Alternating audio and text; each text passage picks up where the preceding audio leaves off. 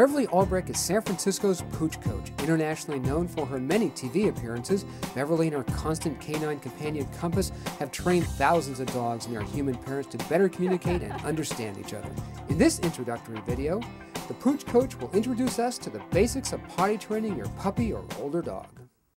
It's great to have you here today to talk to you about potty training, which is basically the #1 problem, and Compass is here to help me explain and get you through all the phases, and you have to have patience. That's the other thing. I want to make sure it's a slow progression. It's not going to happen overnight, and there's going to be some mistakes, so you're going to have to be patient.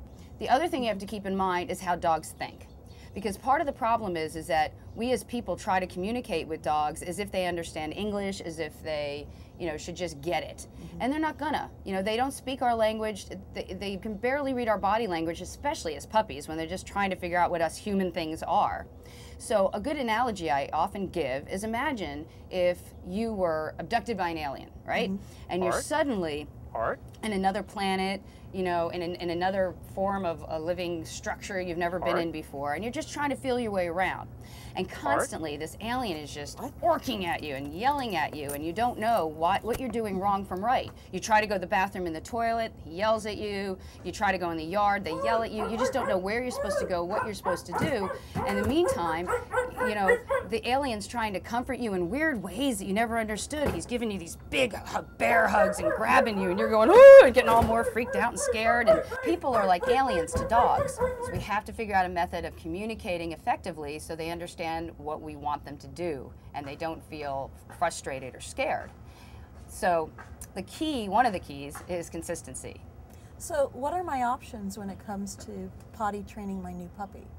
Well, I'd like to talk about 2 different options. There's an option that is more for if you're going to be around all the time and what to do, and that's more like crate training. And then there's also options for people that are a little more busy.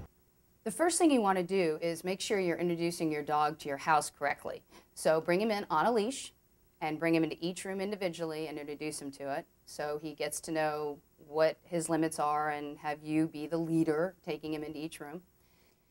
The other important thing is to remember is that if you cut off a room to your puppy and only play with him in certain areas of the house, the rooms that are cut off are going to be outdoors to him and another space that he doesn't live in, he doesn't eat in, he doesn't play in. So therefore, it's a great place to go to the bathroom.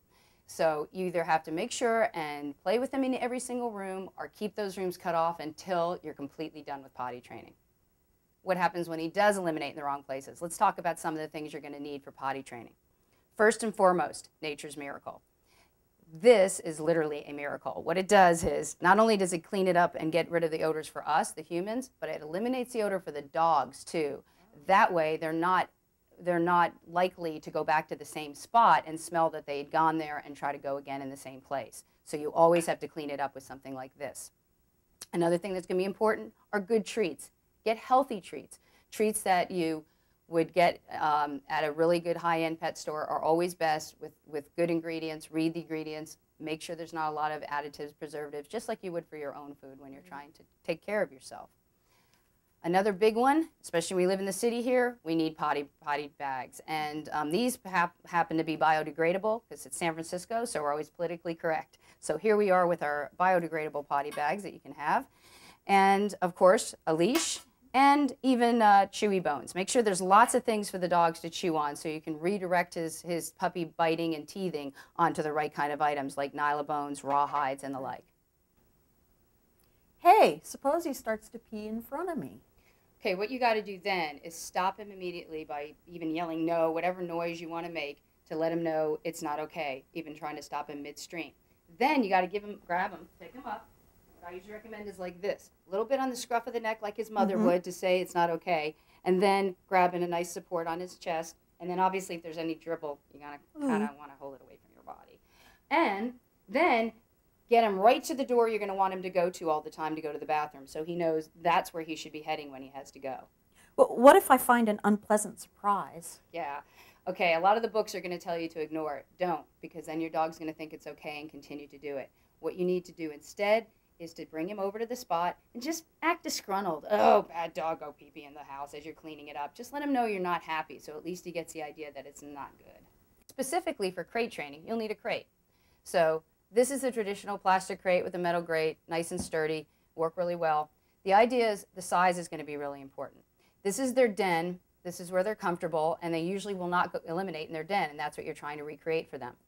If the dog is the right size, you should be able to turn around comfortably in the crate, but not have it so big that they can eliminate in one part of the crate and then sleep in the other part. Well, will they ever go potty in the crate?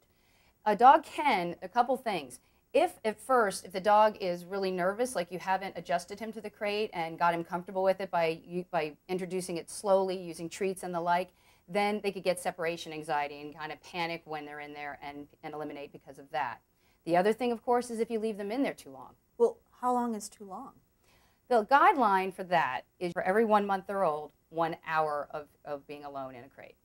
Up to about 6 months, 6 hours is usually the limit for a puppy. 8 hours is pushing it for an adult dog, but if you have to do it, you can. Since I can't leave him in the crate all day, what should I do? Well, let me show you. If you have a nice open space, you can put a pen up like this and put a kennel and the water on one side, the potty pad on the other side, and even use a litter box to help, especially with male dogs, keep it neater.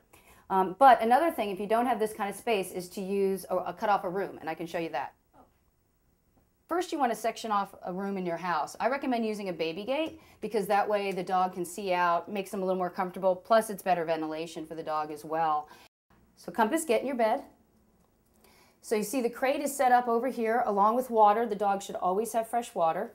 And then we also have to remove any small carpets because they will use that as a means to potty on as well. And then replace them with the potty pad, which you want to put at the opposite side of the room from the bedding and the water. Then, of course, fill the room with toys and bones and things for them to enjoy while you're away for the day. When do I stop using potty pads with my dog? Well, that's a good question. It depends on the dog's size. If this dog is small, you may use a combination of potty pads and outside for the rest of their lives. If it's a large breed, you're going to want to train him to go outside as soon as possible. You always want to go out the same door each time, because that way, even if the dog's about to have an accident, if you keep rushing them to the same door, then that consistency will get them to rush to that door when they have to go. So they'll be able to signal to you, let me out, I gotta go. So that's very important, okay? Now, the other thing is when you are walking the dog, you wanna make sure and praise them very consistently as they're going. So every time they go, you have to say ad nauseum, good boy, go potty, good boy, go potty. You're going to look a little bit like a lunatic, but it's very important, so you really get it in their heads. Not only that, but that way they'll also learn to be able to go on command. They can go on command? Yep. If you train a dog, go potty, they can learn to even differentiate between 1 and 2 and go when you want them to. Which is unbelievable. Yeah, and it's great for long trips, plane rides, the like, so they really know that they have to eliminate everything so you're safe for the whole go. Well, when he finishes, do I just bring him inside then? Now, what you want to do, when he finishes potty, the first and foremost, most important thing is to always treat. Until the dog is completely potty trained, you have to treat him with cookies and praise every time. The other thing is to continue the walk. After all, it's still a form of reward for having pottied, but more importantly, if you take him home right after the potty, he's going to catch on, and then he's going to hold his bladder and get longer and longer walks out of you until he's walking for 3 hours without peeing. So you don't want that. So the important thing is just be consistent, be patient. The closer you come to catching him 100% of the time, both when he is accurate, when he isn't, the closer he's going to become to 100% accuracy. Well, I think I've got it now. Thanks. Good.